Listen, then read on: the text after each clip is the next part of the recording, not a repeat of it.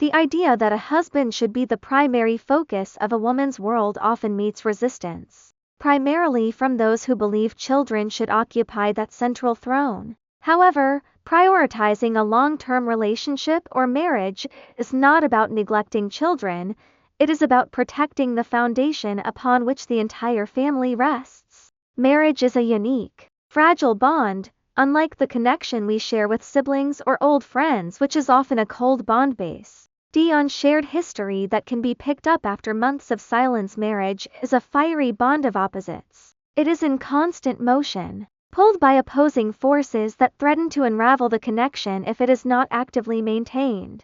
To thrive, a marriage requires a husband to be treated as the center of his wife's universe. The most common pushback involves the needs of children. Of course, immediate needs take precedence. A helpless infant cannot change their own diaper or feed themselves. But tending to a dependent child is a temporary necessity, not a reason to relegate a husband to the sidelines 24 hours a day. Even in the most hectic seasons, a wife can nurture the marital flame through simple appreciation or by expressing a yearning for deeper connection. Prioritization is often a matter of intentional planning. I recall my parents spending 45 minutes having tea together every night. We, the children, were strictly not allowed to interrupt. While a screeching baby might occasionally cut their time short, they made that daily ritual a non-negotiable priority.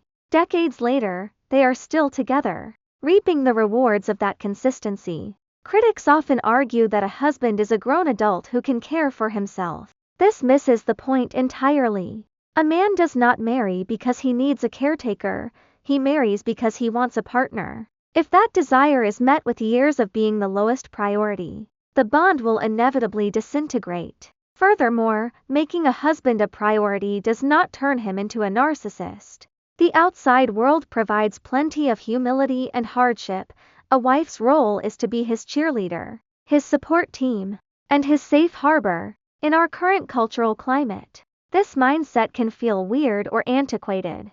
I felt that way too, until I watched my own marriage begin to fail under the weight of modern justifications. It was my grandmother who showed me the way. She wasn't just following old-fashioned rules, she was actively, brilliantly nurturing her marriage every single day.